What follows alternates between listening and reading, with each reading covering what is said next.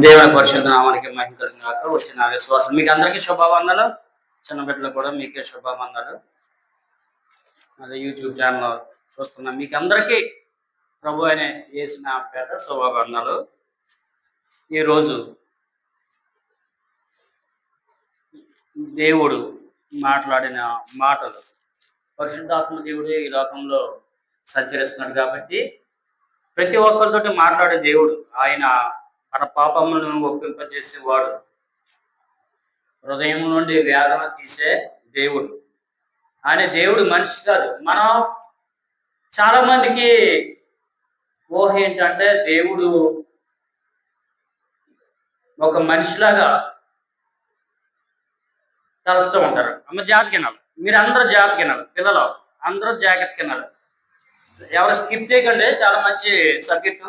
ఎందుకంటే దేవుడు పరిశుద్ధాత్మ దేవుడు ఒక్కొక్కరి నుండి ఒక్కొక్కలాగా మాట్లాడతాడు కాబట్టి మీకు అందరికీ తెలుసు. ఎందుకంటే 66 గ్రంథాలు మనకి 66 సార్లు మనం చదివేసాం. ఇంకా దాంట్లో భావం మనకి అందరికీ తెలుసు, కానీ వినాలి. కొత్త విషయాలు ఏమీ లేవు, అంతే కదా. కొత్త విషయాలు ఏమీ లేదు కదా. కొత్త విషయాలు అంటే ఏముంటాయి? మన టాలెంట్ బట్టి మనం చెప్పుకోవడమే కొత్త విషయం. అన్నీ అందులో ఉన్నట్టే చెప్పాలి. మనం ఉన్నట్టే చెప్పాలి, ఇంకేమీ చెప్పింది లేదు, అంతే కదా. 66 గ్రంథాల్లో పూర్వకాలం నుండి గ్రంథాలు అలాగా 1వ శతాబ్దం నుండి ఇప్పుడు 21వ శతాబ్దం 20 శతాబ్దంలో అయింది. అప్పటి నుండి చెప్పిన విషయాలే మళ్ళీ జ్ఞాపకం చేసుకోవడం. కొంతమంది వాక్యం తెలిసి ఉంటుంది, కొంతమంది వాక్యము తెలిసి ఉండదు. సీనియర్స్ అందరికీ వాక్యం తెలుసు, జూనియర్స్ అందరికీ వాక్యం తెలియదు. సీనియర్స్ అందరూ జూనియర్స్కి చెప్పాలి, అది ప్రొసీజర్. ఈ కాలంలో కరోనా వచ్చిన తర్వాత నుండి మారిపోయింది. ఎలా మారిపోయిందంటే జనరేషన్ మారిపోయింది. ఏంటంటే తినడం, తాగడం, పడుకోవడం. విశ్వాసం అందరూ కాదు, కొంతమంది పాస్టర్లో కొంతమంది వెళ్ళడం, తెచ్చుకోవడం, కాపాడుకోవడం. ఈ విధంగా మన యొక్క దైనందినమైన జీవితం కొనసాగిపోతుంది. కానీ దేవుని యొక్క ఉద్దేశం అది కాదు, సంఘం యొక్క ఉద్దేశం అది కాదు. ఆదిమ సంఘం అయితే చాలా కష్టపడ్డారు. వాళ్ళతోటి మనం పోల్చుకుంటే మన దాని సేవే కాదు, సేవ పరిచర్యే కాదు. వాళ్ళు తమ యొక్క ఆస్తులను అమ్ముకుని దేవుని పరిచర్య కోసము ఎంతో పాటుపడ్డారు. పరిశుద్ధాత్మ దేవుని యొక్క ప్రేరేపణ వల్ల వాళ్ళ చాలా మందిని మార్చారు. దేవుని యొక్క శిష్యులు కూడా ఆయా ప్రదేశాల్లో, ఇటలీ, టర్కీ, మన భారతదేశం, యూరప్ ఖండాలన్నిటికీ తిరిగారు. ఇథియోపియా, పేతురు, టర్కీ దేశము, ఇరాన్, ఇలాంటి దేశాలన్నింటిలో ప్రపంచం అంతటా యేసుప్రభు గారు ఏం చేశారు? సర్వలోకానికి వెళ్ళి సర్వ సృష్టికి సువార్తను ప్రకటించమని చెప్పారు. ఈ లోకంలో జీవిస్తున్నాం అంటే అది పరమార్థం ఉండాలి దానికి. అంటే ఏంటి? ఒక సాక్రిఫికేషన్ అంటే ఉండాలి. మనం దేవుని కోసమే బ్రతకాలి. మన ఎందుకంటే ఈ లోకంలో యాత్రికులం. ఆమె ఏంటమ్మా? మనది ఈ దేశం కాదు, మన భూలోకం కాదు. మనది ఏ లోకం అండి? పరలోకం, దేవుడి లోకం. మనం వెళ్ళాలి. మరి ఎందుకు దేవుడు ఈ లోకంలో పంపించాడు అంటే ఆయన సృష్టిని చూసి, ఆయన చేసే క్రియలు బట్టి మనం చక్కగా తింటూ, దేవుని ఆరాధిస్తూ, దేవుని స్తుతిస్తూ, మహిమపరుస్తూ, ఆయన నామాన్ని గణపరిచేలాగా మనని ఏర్పరచాడు. కానీ మన మార్గాలు, మన యొక్క ఎన్ని జీవన విధానం అంతా మారిపోయింది. కానీ ఈ లోకంలో మనం జీవిస్తుంటే అది ఎవరి కోసం జీవించాలంటే యేసుక్రీస్తు కోసమే మనం జీవించాలి. ఆయన లేనిదే మనకి జీవితం లేదు. ఎందుకంటే గట్టి జీవిస్తూ 100 సంవత్సరాలు జీవిస్తూ మనం జీవితకాలం, అంతే కదండి. అదన్నా భారపరిమైన జీవితమే. 80 సంవత్సరాలు అయిందంటే ఒక కాలు పక్కే, ఒక చెయ్యి ఇంకో పక్కే, ఈ విధంగా ఉంటది. లెగలేని స్థితి. ఆయుష్ ఉండొచ్చు, కొంతమంది నడవచ్చు, కొంతమంది నడకపోవచ్చు, కొంతమంది మంచం మీద ఉండొచ్చు. వ్యర్థమే. కానీ దేవుడు ఎందుకు అంత ఆయుష్ ఇచ్చాడు అంటే వాళ్ళ ద్వారా అనేక కార్యాలు జరగాలి. దేవుని యొక్క ఉద్దేశం వేరు, మన యొక్క ఉద్దేశాలు వేరు. ఆమె జాతికి ఆలకించాడు, ప్రతి ఒక్కరు ఆలకించాలి వేరు. స్కిప్ చేయకండి, చక్కగా మరి దేవుడు ఎందుకు మాట్లాడుతున్నాడో నేను అనుకున్నది వేరు, ఆయన మాట్లాడుతుంది వేరు. కాబట్టి ప్రతి ఒక్కరు బైబిల్ తెరిచి, బైబిల్ ఉంది కదా మీ దగ్గర, తెరిచి కొత్త నిబంధన గ్రంథం నుండి పేతురు రాసిన మొదటి పత్రిక 2వ అధ్యాయం చూడండి, తెరవండి. తెరిచినప్పుడు పేతురు సంఘంతో మాట్లాడుతున్నాడు. ఈ పేతురు ఎవరంటే 12 మంది శిష్యులో ఒక శిష్యుడు. దేవుడికి అతి సమీపముగా అంటే మరణ స్థితిలో ఉన్నప్పుడు దేవునితోటి దేవుని వెంబడించిన వ్యక్తి. మిగతా వాళ్ళందరూ పారిపోయారు. 11 మంది పారిపోవడం జరిగింది. అందులో ఇస్కరియోతు యూద ఆయన తన పని ఆయన చేసుకున్నాడు. కాబట్టి ఈయన ఏదైతే బొంకితనైతే ఏది చేసినా ఆయనే చివరి వరకు వెంబడించిన వ్యక్తి. తర్వాత యోహాను గారు ఆయనతోటి సిలువు దగ్గర ఉన్న వ్యక్తి అని చెప్పుకోవచ్చు. ఈ పేతురు చేతికి పాతాళ లోకపు తాళాలు అన్నీ ఆయనకి ఇస్తాడు. పాతోడని దేవుడు ఆయనకి ఇస్తానని తన యొక్క జీవ గ్రంథంలో రాయడంలో జరిగింది. ఇక్కడ చూసుకుంటే ఒక్కొక్కటి చదువుకుందాం, ఎందుకంటే యూట్యూబ్ మళ్ళీ డబల్ అయిపోతుంది. ఎందుకంటే ఒక టైంలో చదువుకుని మాకు చెప్పడం మంచిది అనుకుంటున్నాను. ఎందుకంటే ఇలా చదువుకుంటూ పోతే టైం కూడా వేస్ట్ అవుతుంది. ప్రభు దయాళుడంట, అంతే కదా అమ్మా. ఎందుకంటే ఆయన దైవ కృప కరుణ లేకపోతే మనం జీవించడం. ఆయన నోటి నుండి నాసికారంధం నుండి వచ్చి ఊపిరి చేత మనం చనిపోతాం అంట. ఏం అవసరం లేదు. ఆయన ఊపిరి పీల్చుకుని బయట ఇడిచిపెట్టినా ఆ వాయుతోటి మనం అందరం నశించిపోతాం. కాబట్టి ఆయన యొక్క కృప, ఆయన యొక్క దయ మెండుకుందాన్ని. కాబట్టి ఆయన దయాళుడు అని ఇక్కడ చెప్పడం జరుగుతుంది. మీరు రుచి చూచి ఉన్న ఎడల సమస్తమైన దుష్టత్వమును, ఆయన రుచి అంటే ఏంటి?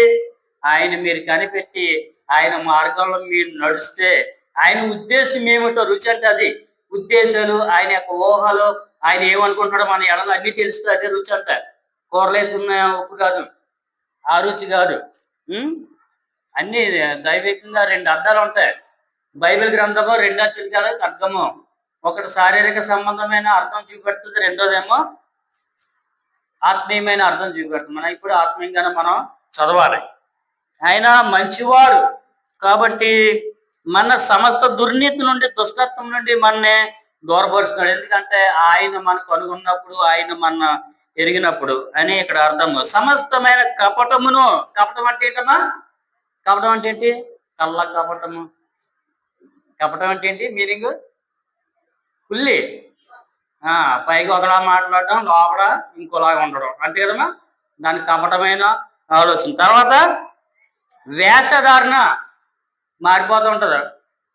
మన దగ్గర ఏమో నవ్వుతూ ఉండి లోపలికి వెళ్ళినప్పుడు ఎలా ఉంటుందండి? ముఖం అంతా ఎర్రగా అయిపోయి సీరియస్ అయిపోతుంది. లేకపోతే ఇంకా మీరు ఊహించుకోండి అన్ని. అసూయ తర్వాత ఏంటమ్మా? అసూయ అంటే కుల్లి వచ్చేద్దన్నమాట. ఎవరన్నా కొద్దిగా మంచి డ్రెస్ వేసుకున్నా, ఎవరన్నా కొద్దిగా బాగున్నా చూడలేరు కదండి. ఏదైనా కారు కొనుక్కున్న వాడికి ఏమైపోతారు? మీరు 2 కాళ్ళు వెళ్ళిపోతాయి. వాళ్ళకి కారు కొనుక్కున్నట్టునే కాళ్ళు పని చేయవు, చేతులు పని చేయవు, నోరు బాగా పని చేస్తుంది. తర్వాత సమస్త దోషణ మాటలను మాని, ఇంకా తిట్టుకోవడమే. కోడి వచ్చి తిట్టడం, కుక్క వస్తుంది, అంతేనా? ఇంకా మనం తిట్టలేక ఏం చేస్తారండి? కోడిని, కుక్కల్ని, మాటల్ని, ఆ చెట్టుని, సేమల్ని అన్ని తిట్టుకుంటారు. ఎందుకంటే మన తిడితే 4 గాజులు బాగా చెప్తాం అనేసి అట్లా. ఏంటమ్మా అంటే, అంతే బాబు, ఏం చేస్తాం బాబు అంటారు చాలా మంది. తిట్టిన వాళ్ళ దగ్గరికి వెళ్ళి అడగండి, బలి చెప్తారు సమాధానం. అన్ని ప్రయోగాలు చేస్తూ ఉండాలి మీరు.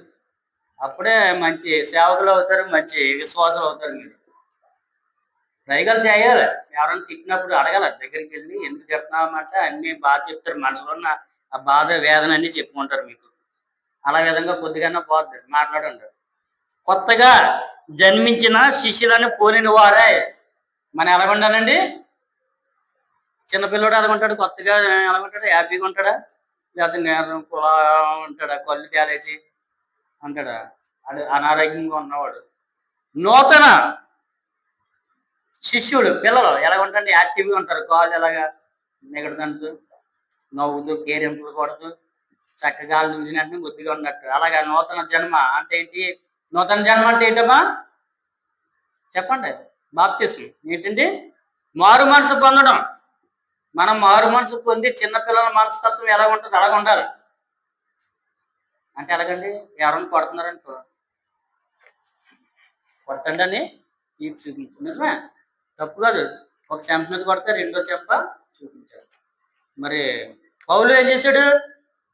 కొట్టువాడు మళ్ళా మామూలు కాదు. ఏంటంటే కత్తితోటి చెలగాటం ఆడేవాడు. తర్వాత ఏం చేశాడండి? వీపినిచ్చాడంట. బైబిల్ గ్రంథం చదవండి చక్కగా. తర్వాత ఆ 5 మందితో తిట్టించుకున్నాడు, కొట్టించుకున్నాడు, జైల్లో కూడా వెళ్ళాడు. అది ఏడకొలం కాదు, నిజమే. ఆయనలోకి ఉంటారు మనం. మహాభయంకరుడు పౌలు. అలాంటి భయంకరమైన వ్యక్తిని దేవుడు రుచి చూశాడు. యేసుక్రీస్తుని రుచి చూశాడు. అయ్యో అని తప్పు తెలుసుకున్నాడు. నేను ఒక సందర్భం స్థితి ఎలా ఉందా? నువ్వు అలా ఉన్నావా? బయటికి రా. నూతన మనసు పొందుకోవాలి, మారు మనసు పొందుకోవాలి. నువ్వు ఓ విశ్వాసి, యూట్యూబ్ ఛానల్ చూస్తున్న విశ్వాసులారా, మీరు కూడా వాక్యం ఎలా ఉంటుందండి? వంగడు పెట్టి గుద్దినట్టు ఉండదు. ఎలా ఉంటుందమ్మా? ప్రశాంతంగా. వాక్యం అంటే ఎలా ఉంటుందండి? మనసుకి శాంతి, ప్రశాంతంగా ఉంటుంది. అలాంటి వాక్యాన్ని వినాలి. చిన్నపిల్లల పాలు తాగినట్టు ఉంటుంది. వాక్యం అనే పాలు మనం తాగాలి. తాగినప్పుడు మనం ఏంటంటే ఎదుగుతాం. ఇంకెప్పుడు చూసినా 20 సంవత్సరాలైనా గోడకి ఆడుకోపోయి పళ్ళు తేలేసి పళ్ళన్ని బయటెట్టి గొరగట్టి కొంతమంది చూడండి సంఘంలో ఎలా ఉంటుందని గొరగట్టుకుని ఉంటారు. ఆ విధంగా మనం అనకూడదు. ఏం చెప్పారంటే బాగా చెప్పారండి పాస్టర్ గారు అంటే, ఏం చెప్పారమ్మా అదే చెప్పారండి అంటారు. ఆ విధంగా కాకుండా మనం ఉండాలి. ఎలాగ చక్కగా మనం వాక్యాన్ని ఏం చేయాలండి? తాగాల, పాలు తాగినట్టు తాగాల. అప్పుడు మన వాక్యంలో ఎదిగి మన పెద్దవారం అయ్యి అనేక మందికి మనం చెప్పడానికి ఉంటది. ఎప్పుడు చూసినా ఎక్కడ వేసిన కొంగలు అక్కడే నూతులో కప్పలాగా ఉంటే అది కుదరదు. కాబట్టి మీరందరూ ప్రియమైన విశ్వాసులారా, యూట్యూబ్ ఛానల్ చూస్తున్నట్లారా, మీ యొక్క బతుకులు మార్చుకోండి. ఎందుకంటే ఒక దేవుడిని ఒక మానవుడి కింద పోల్చకూడదు. దేవుడు దేవుడే, దేవదూత దేవదూతే, దేవతలు దేవదూతలే. దేవదూతలు ఎలాగొచ్చారంటే దేవునితోటి నిర్మించబడిన వారు, అంటే మాట ద్వారా వచ్చిన వారు. దేవుడు వాళ్ళని సెలెక్ట్ చేసుకుని మాట ద్వారా ఏర్పరచుకున్నాడు. మనని ఎలా ఏర్పరచుకున్నాడు అంటే మట్టిని పిసికి దాన్ని బొమ్మను చేసి నాసికారంధ్రంలో ఊపిరి ఊతాడు. కాబట్టి మన ఊపిరి ఎవరిదండి? మనం పీల్చుకుంటున్న ఊపిరి ఎవరిది? యేసుక్రీస్తు. కాబట్టి నీకు అర్హత లేదు. ఎందుకంటే ఆ ఊపిరి ఇచ్చినాడు యేసుక్రీస్తే, కానీ ఆ ఊపిరి నీది కాదు. నువ్వెంతో పేరు ప్రఖ్యాతులు సంపాదించుకున్న ఊపిరి నీ నుండి వెళ్ళిపోతాయి, ప్రాణం నీ నుండి వెళ్ళిపోతాయి, ఇంకా మళ్ళా తిరిగి రాదు. దేవుడికి లెక్క అప్పచెప్పుకోవాలి. కాబట్టి ఓ ప్రియ నేస్తమా, వింటున్నారా దేవుని యొక్క వాక్యము? వినండి, చివరి వరకు వినండి. విని మీ యొక్క మనసులో మార్చుకోవాలని చెప్తున్నాను. దీనికి అర్థం చాలా ఉంటుంది. అప్పుడు ఆయా పరిస్థితుల్లో 60 నుండి 100 సంవత్సరాలు, 50 సంవత్సరాలు అండి, 50 నుండి 100 సంవత్సరాల మధ్యలో రాసిన ఈ మాటలు ఇవి మనం వింటున్నాం. క్రీస్తు శకము ఇప్పటికే దగ్గరగా 1900 చిల్లర అవుతుంది. 1980, 90 సంవత్సరాలు ఎంత అవుతుంది. కాబట్టి ప్రతి ఒక్కరు 2000 సంవత్సరాలు అవుతుంది ఇంచుమించు. ప్రతి ఒక్కరు గమనించవలసిందిగా ప్రభుపేట మనం చేయడం జరుగుతుంది. మనుషులు దేవుని నమ్మేసుకున్నట్టు బాగా అంటారు కొంతమంది ఆడతారు. మేము కొత్తలోనే ఏజెన్సీ ప్రాంతంలోనే సువార్త స్టార్ట్ చేసాం. ఫస్ట్లో 2 వారాలు బాగానే వచ్చారు. వచ్చిన తర్వాత 3వ ఆదివారం కూర్చున్నారమ్మా, ఒక 10 మంది కూర్చున్నారు. వచ్చిన వాళ్ళ ఆహా దేవుణ్ణి నమ్ముకుంటుందంట. అయ్యి బాబాయ్ అని కూర్చుని ఎత్తరం అపహాస్యం చేశారండి వాళ్ళని, వచ్చిన వాళ్ళందరూ. ఆ కోసం అయిపోయి అయిపోయి దేవుడి గుళ్ళోకి వెళ్ళిపోతుంది చూడు, ఎంత అయిపోయి ఎంత వినయం వచ్చిందో, అయిపోయి ఎంత చక్కగా వెళ్తుందో అంటారు. అంతే మనిషిరు మనిషిరమ్మ అందరం. ఇంకా మళ్ళా రాదు, ఇప్పటికి రాలేదు. దగ్గరగా 10 సంవత్సరాలు అవుతుంది. ఇప్పుడు అన్న వాళ్ళు అందరూ ప్రార్థన చేయించుకుంటున్నారు. దేవుడు ఊరుకుంటాడా? ఊరుకోడు. ప్రార్థన చేయించుకుంటున్నాడు. సాయంత్రం వెళ్ళాలి, ప్రార్థన చేయాలి. అలాగా కొమ్ము ముక్కు జ్ఞానం వేసి లాగేస్తాడు దేవుడు. దేవుడితో పెట్టుకుంటే ఎలా ఉంటుందమ్మా? మామూలుగా ఉండదు. ఈ పెట్టుకున్నాడు పౌలు గారు, మామూలుగా లేదు. ముక్కు జ్ఞానం వేసి లాగేశాడు. అంటే ఎక్కడున్నా సరే జాగ్రత్త. ఓ విశ్వాసి, దేవుడిని ఎప్పుడు దేవుడి కింద చూడాలి.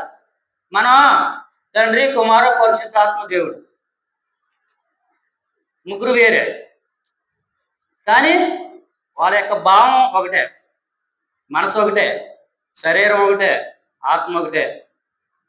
ముగ్గురు వేరు. దేవుడికి అసాధ్యమైనది ఏమీ లేదు, సమస్తం సాధ్యమే. మానవుడి కింద మనం పోల్చకూడదు దేవుణ్ణి. పరిశుద్ధాత్మ దేవుడు వేరు, ఆత్మ. యేసుక్రీస్తు వేరు, శరీరము. పరిశుద్ధాత్మ దేవుడు యెహోవా తండ్రి మనసు. ఇలా మనం అనుకోకూడదు. మనలో ఉన్నాయి శరీరము, ప్రాణము, ఆత్మ. ఎందుకంటే ఆది కాండంలో చూసుకుంటే దేవుడు ఏం చెప్పాడని, మన రూపంలోను మన ఆకారంలోను మనుషులు తయారు చేద్దాం అని అనుకున్నాడు. ఆయన పోలికలు చెప్పి మనం ఉన్నాం, కానీ మనకులాగా ఆయన లేడు. ఆయన ఆలోచన ప్రకారం మనం ఆలోచించాలి, కానీ మన ఆలోచన ప్రకారంగా దేవుణ్ణి ఆలోచించకూడదు. ఓకే, అర్థమైంది మీకు? అర్థమైందని అనుకుంటున్నాను నేను. మనుషుల చేత విసర్జింపబడినాను.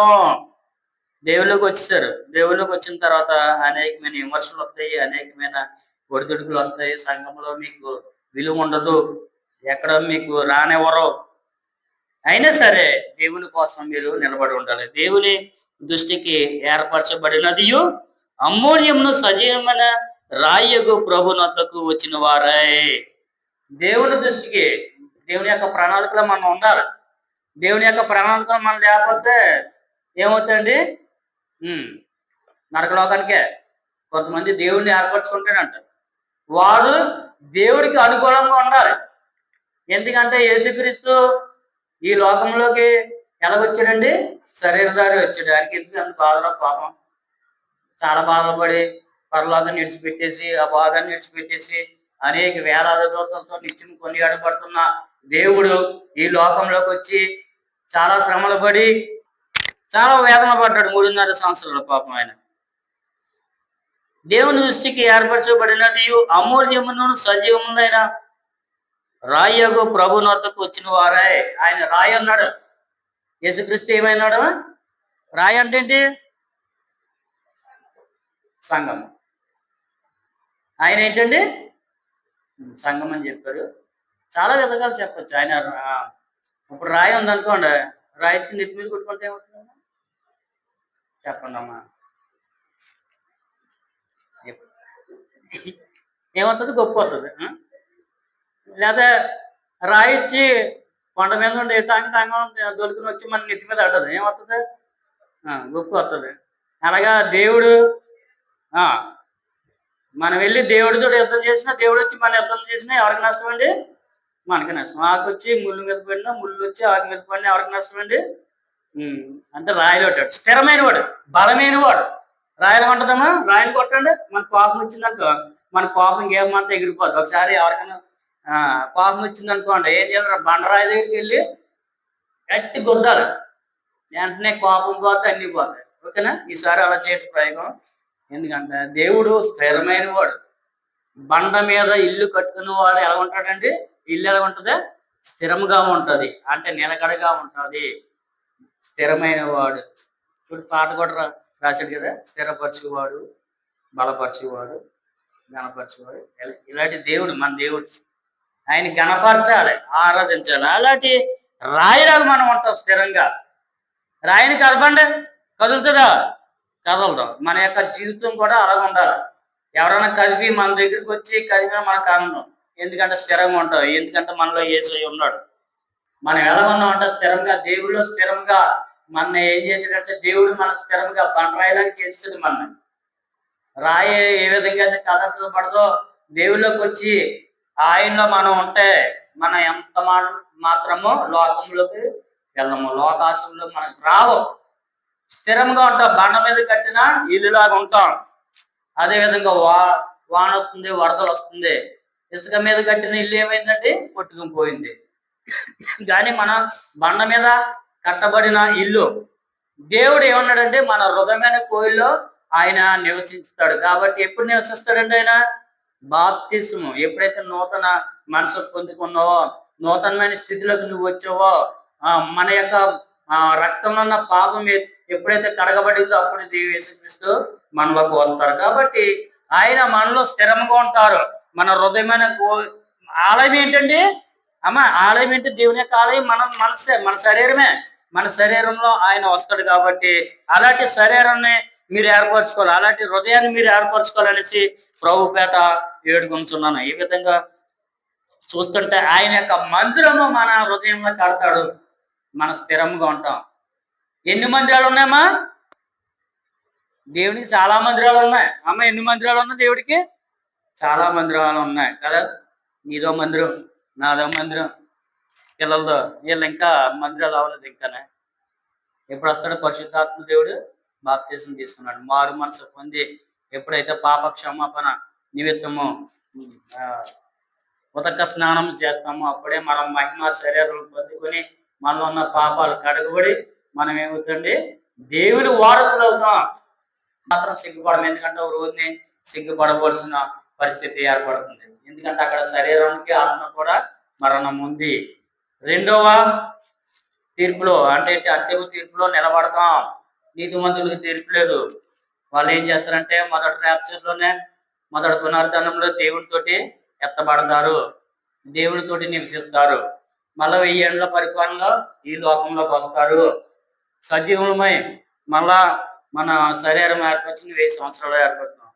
సియోను అనే పట్టణము పరలోకం నుండి దిగి వస్తుంది, నూతన యెరూషలేము పట్టణం. ఆ పట్టణంలో మనం ఉంటాం. 12 గుమ్మాలు ఉంటాయి. దానికి ఒక్కొక్క గుమ్మం ఒక ముత్యంతోటి ఏర్పరచబడింది. అనేకమైన ఆ గోడలు చూస్తే రత్నాలతోటి, నాణ్యాలతోటి, ముత్యాలతోటి అలంకరించబడిన పట్టణము. ఒక్కొక్క పట్టణం మీద ఒక్కొక్క శిష్యుని యొక్క పేరు ఉంటది. అమ్మ రే 12 శిష్యుల యొక్క పేర్లు ఉంటాయి అందులోనే. మనం 12 గోత్రాలు. అర్థమైందా? మనకి ఎన్ని గుమ్మాలు ఉన్నాయి మన చర్చికి? మెయిన్ గుమ్మం ఒకటి ఉంది కదా, ఇంకో పక్కన గుమ్మం ఉంది, అంతేనా? 2 గుమ్మం ఉంటాయి. దీని అంట రావాలి, దాని అంట రావాలి లోపలికి. ఈ విధంగా చూసుకుంటే మనం 12 గుమ్మాలు ఉంటాయి యెరూషలేముకి. ఆ 12 గుమ్మాల్లో మనం వెళ్ళాలి. నువ్వెవరో అన్యుడు అయినా సరే. అందుకే దేవుడు ఏం చేశాడంటే దత్తపుత్రులను కన్నా మనం చేసుకుంటున్నాడు. ఇది గోత్రం కాదు, 12 గోత్రంలో గోత్రం కాదు, ఏ గోత్రం కాదు, దేవుడు ఏర్పరిచిన గోత్రం కాదు. కానీ ఏం చేస్తున్నాడంటే మన ఏంటి దత్తపుత్రులు అంటే ఏంటమ్మా? పిల్లలని వాళ్ళు ఏం చేసుకుంటారండి? పెంచుకుంటారు కదా, అలా పెంచుకుంటాడంటే యేసు ప్రభు పెంచుకుని ఆ 12 గోత్రాల నుండి ఏదో గోత్రం ద్వారా నిన్ను ఆ సీయోను పట్టణంలోనికి వెళ్ళేలా చేస్తాడు. అర్థమైందా? అర్థమైంది మీకు? ఏం అర్థమైంది? దేవుడు మననే విడిచిపెట్టాడు, మన దత్తపుత్రులని కింద మనం చేసుకుంటాడు. అన్యుడు అయితే ప్రియనేస్తమా, నువ్వు అన్యుడు అయితే నిన్నేం చేస్తాడు? దేవుడు దత్తత తీసుకుంటాడు. 12 గోత్రంలో గోత్రం ఏందనుకో, డైరెక్ట్ గా గోత్రం అంటే వెళ్ళిపోతావు నువ్వు. అర్థమైందా? మన భారతదేశంలో యూదులు ఉన్నారు, ఇశ్రాయేల్ ప్రజలు ఉన్నారు. నీకు తెలకుండా అందులో 12 గోత్రంలో గోత్రం అనుకో, నువ్వు ఆ గోత్రం ద్వారా నువ్వు లోపలికి వెళ్ళిపోతావు. ఆ 12 గోత్రంలో గోత్రం కాదు. అప్పుడు ఏం చేస్తాడంటే నిన్ను దత్తత తీసుకుని దేవుడు ఏదో గోత్రం అంటే నిన్ను ఆ 12 గుమ్మాలంట పంపిస్తాడు. 13 గుమ్మాలు లేదు. అర్థం చేసుకోండి. బైబిల్ బాగా చదవండి. ప్రకటన గ్రంథం చదివితే మీకు చక్కగా అర్థమవుతుంది. కాబట్టి దేవుడిని ఏం చేశారంటే తన స్వజనులే ఆయన్ని ఏం చేశారు? రిజెక్ట్ చేశారు. ఏం చేశారమ్మా? విసర్జించారు. ఆయన్ని విసర్జించారు. ఎందుకంటే అక్కడ ఆధారిస్తున్న నిజమైన దేవుడు కాదు, ఆయన మా దేవుడే కాదు, మా దేవుడు వేరు, మేము నమ్ముకున్న దైవం వేరు అని నువ్వు చెప్పినా ఆయన దైవం అవుతాడు. ఎందుకంటే ఆయన సజీవుడికి దేవుడు కానీ మృతులకి దేవుడు కాదు. నువ్వు చచ్చిపోయినట్టు దేవుడు ఎవడో తెలుస్తుంది నీకు. కళ్ళు అప్పుడు ఏమవుతుందంటే సినిమాలు చూపెడతారు, కళ్ళు ఎలాగా బయటకు వచ్చి లోపలికి వెళ్తాయి. అదే అన్నాడు అక్కడ తలకే నేను నెత్తి మీద కొట్టేసిన డెప్ మీద కొట్టేట్టు అయిపోద్ది. జాగ్రత్త. ఓ విశ్వాసి, యూట్యూబ్ ఛానల్ చూస్తున్న వాళ్ళారా, అన్యులారా చూస్తున్నారు కదా, జాగ్రత్త గమనించండి. మీరు చెప్తున్నాడు ఎవరో ఉంటే పేతురు గారు చెప్తున్నాడు, మేమే ఆయన చుట్టూరు తిరిగాము, ఆయన ఎవరో మాకు తెలుసు, ఆయన మనిషి కాదు, మనుషుడు కాదు, ఆయన దేవుని యొక్క కుమారుడు, ఆయన అందరూ విసర్జించారు. ఎవరు సిలువేశారమ్మా? యూదులు కాదు సిలువేశారు. ఆయన స్వజనులు తీసుకెళ్ళిపోయి ఏం చేశారంటే సిలువేయమని వాళ్ళకి డబ్బులు ఇచ్చారు. వాళ్ళకి ఎవరికే కొంతమంది ఉంటారు ఏం చేస్తారండి, మనకి ఓట్లు ఎలక్షన్ వచ్చినప్పుడు ఏం చేస్తారండి, ఒక మందు నిప్పించిన వెంటనే ఏం చేస్తారండి, ఫుల్గా తాగేసి వెనకాల ఎగురుతూ ఉంటారు కదా. విమర్శిస్తలేదు, జరుగుతుందో చెప్తున్నాను. తప్పైతే అది నాకు నిరూపించండి, నేను జరిగిన విషయాలు చెప్తున్నాను. వెనకాల ఏం చేస్తారో జెండా ఎత్తారు, జెండా ఇచ్చిన జెండా ఎత్తుకుని ఏం చేస్తారో తోలుతా జై అంటే జై అనేసిన అందరూ అన్న తర్వాత వీడు లాస్ట్లో అంటాడు. కాబట్టి ఈ విధంగా ఎవరైతే దేవుని వ్యతిరేకించారో వాళ్ళందరికీ దేవుడు అవుతాడని ఈ వాక్యం ద్వారా మనకి నిరూపించబడుతుంది. కాబట్టి ఏం చేద్దాం, ఏం చేద్దామా, ఏం చేద్దాం, దేవుని ఆరాధించాలి. అంతే కదా, దేవుని ఆరాధించాలి కదా. ఇంకా కొద్దిగా ఎదగలుగుతాం వెళ్ళి. తర్వాత ఈ వాక్యాన్ని విడిచిపెట్టి ఏం చేస్తారమ్మా, పక్కపోతున్నారు. ఎంతమంది వచ్చారు అక్కడికి? ఇంటికి వెళ్ళా అమ్మ రా అన్నట్టమ్మా, ఇంకొచ్చేస్తుంది వాళ్ళకి. ఇంటికి వెళ్ళిన ఇంకా దేవుడు వచ్చేసాడు అన్నట్టు, లేదా పాస్టర్ గారు వచ్చేసారు ఇంకెళ్ళి గుళ్ళోకి వెళ్ళడం అనేసి మానేస్తున్నారు. ఇదొకటి లేటెస్ట్ మోడల్. 5G తర్వాత 7G 6G ఇలాగ వస్తుంది కదా, ఆ విధంగా జనరేషన్ మారిపోతుంది. తర్వాత దానికే వాడు నియమించబడి, ఇంకెంత చెప్పినా ఇంకెంత పోయి వాళ్ళు ఇంక ఎలాగపోతారు, మనకెందుకు అన్నట్టు మనం ఉండకుండా మనం కూడా వాళ్ళ కోసం ప్రార్థన చేయాలి. అయితే మీరు చీకటి నుండి ఆశ్చర్యకరమైన తన వెలుగులోనికి మిమ్మల్ని పిలిచిన వాని గుణాతిశయములను ప్రచారం చేయు నిమిత్తము ఏర్పరచబడిన వంశమును, రాజులనే యాజకత్వ సమూహమును, పరిశుద్ధ జనమును, దేవుని సొత్తైన జనులై ఉన్నారు. మన ఏమైంది, దేవుని వారసులు. మనం దేవునితోటి నిత్యం మనం నివసించేవారు. దేవుడు ఎక్కడికి వెళ్తా అక్కడికి వస్తాం. భూలోకంకి వెళ్తాం, భూలోకంకి వస్తాం. పరలోకంకి వెళ్తాం, పరలోకంకి వెళ్తాం. పరదేశకి వెళ్తాం, పరదేశకి వెళ్తాం. ఆయన ఎక్కడ ఉంటే అక్కడ నూతన భూమి మీద ఈ భూమి అన్ని లయం చేస్తాడు దేవుడు. లయం చేసి ఏం చేస్తాడంటే కొత్త భూమిని, కొత్త ఆకాశాన్ని ఏర్పరుస్తాడు. అందులో మనం పెడతాడు దేవుడు. అందులో మనం పెట్టిన వెంటనే పైనుండి వస్తుంది పరలోకం. అందరూ అనుకుంటారు, చాలా ఒక అభిప్రాయం ఉంది, పరలోకం వేరు. పరలోకం దేవుడు అక్కడ ఉంటాడు. ఆయన స్థానం ఉన్నతమైన స్థానం. సాతాను గడు అనుకున్నాడు అలాంటి ఉన్నతమైన స్థానంలోకి నేను వెళ్ళిపోవాలనేసి అనుకున్నాడు. అందుకే దేవుడికి ఎత్తేసాడు కిందకి. ఆయన ఉన్న స్థానం ఎలాంటిదంటే అతి పరిశుద్ధమైనది, ఎవరు వెళ్ళలేరు అక్కడికి. అలాంటి స్థానంలోకి ఎవరు వెళ్ళివాడండి? లూసిఫర్ వెళ్ళివాడు. ఆయన వెళ్ళివాడు. వెళ్తా ఒక రోజున అనుకున్నాడు, యెషయా గ్రంథం 14వ అధ్యాయం చదువుతుంది, బాగుంటుంది. నేను దేవుడి ద్వారా దేవుని లాంటి వాడు కదా, దేవుని అన్ని పంపిస్తాడు అని అనుకున్నాడు. కానీ అక్కడ తారుమారు అయిపోయింది. గర్వించాడు, అనేక మందిని మార్చేశాడు. అక్కడ ఏంటి, గర్వం ఎక్కడ పుట్టిందండి? పరలోకంలో పుట్టింది. అనేకమైన 33.5 కోట్ల దేవదూతలు మార్చేశాడు. ఎంత తెలివైనడు చూడండి. ఏ మాట చెప్పాడు మనకు అర్థం అవుదో ఆ మాట ద్వారా 33.5 కోట్ల మంది మారిపోయాడు. మరి చూడు, దేవుడు సృష్టికర్త అయిన దేవుడిని మాట కన్నా సాతాను గాడి మాట ఎక్కువైపోయి ఆయన వైపుకి వెళ్ళిపోయారు. వాళ్ళందరినీ ఏం చేశాడంటే దేవుడు కింద గెంటేయడం జరిగింది పరలోకం నుండి. వాళ్ళందరూ భూలోకంలో పడ్డారు. భూలోకంలో ఉండ మన మీద పడుతున్నారు. ఇప్పుడు ఎవరు పడుతున్నారమ్మా? భూలోకంలో ఉన్నాం, మన మీద పడుతున్నారు. ఒక్కొక్క దేవదూతను పంపించి ఏం చేస్తుందంటే డ్యూటీలు వేస్తూ ఉంటాడు.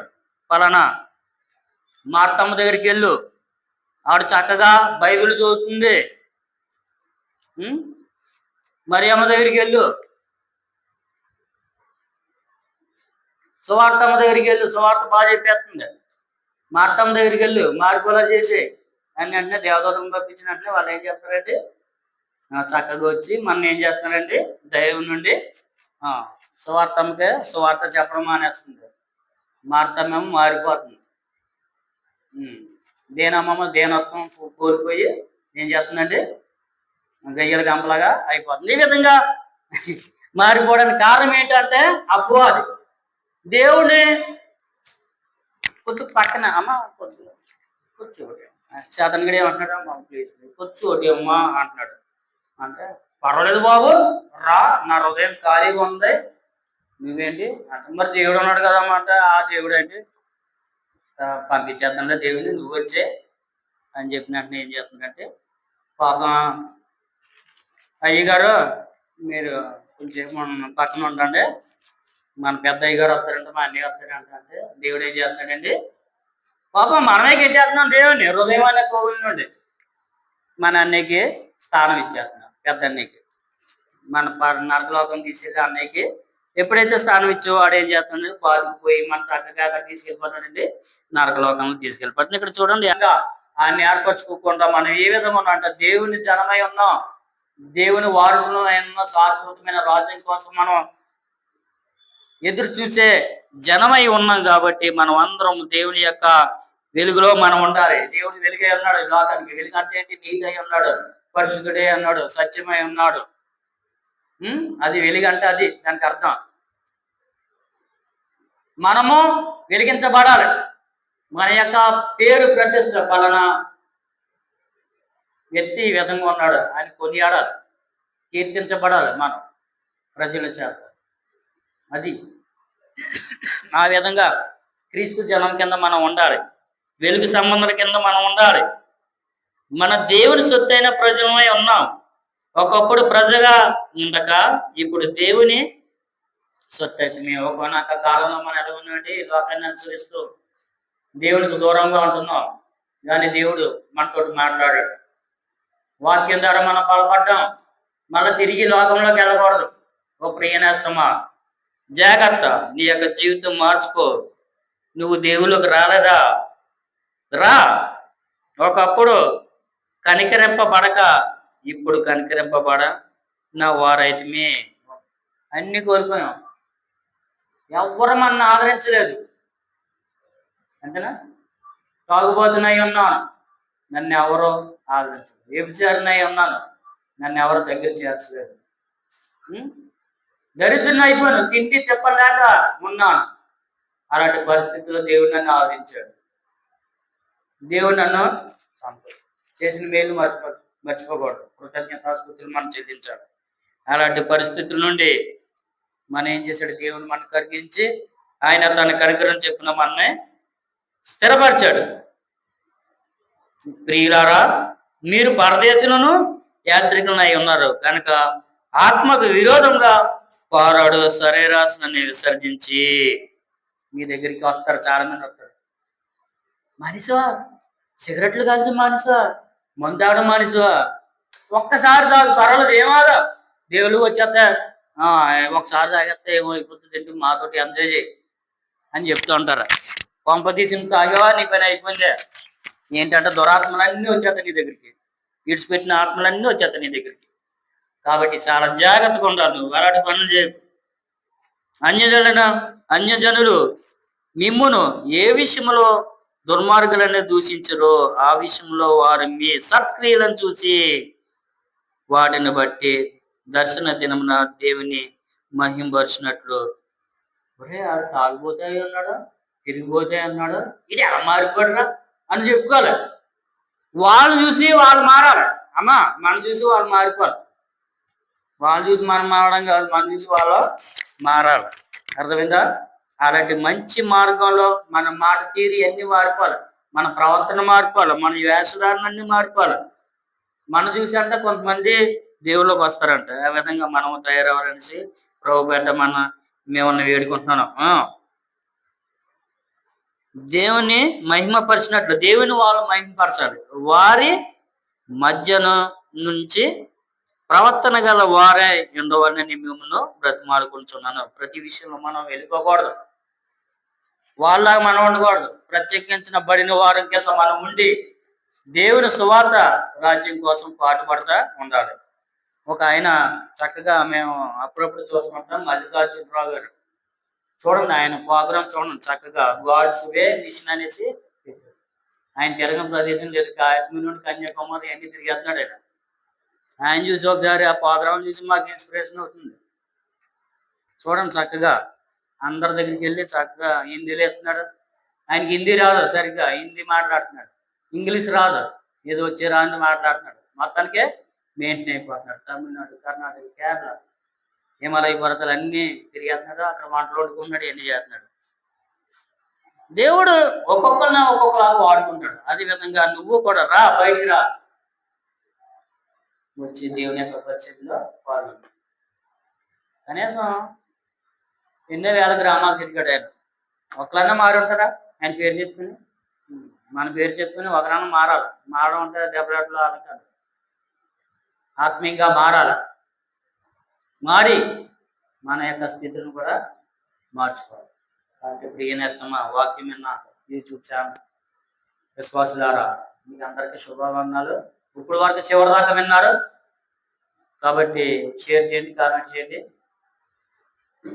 సబ్స్క్రైబ్ కూడా చేసుకోండి. మా ఛానల్ ద్వారా అనేకమైన ప్రోగ్రాంలు వస్తాయి.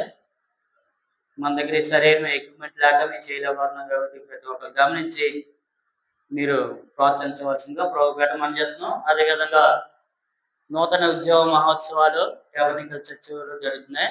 కొమరపాలెం మా గ్రామం 12, 13, 14 తారీఖు నవంబర్ 2025 ఉదయం 10 గంటల నుండి 1 గంట వరకు, సాయంత్రం 6 గంటల నుండి 10 గంటల వరకు జరుగుతుంది.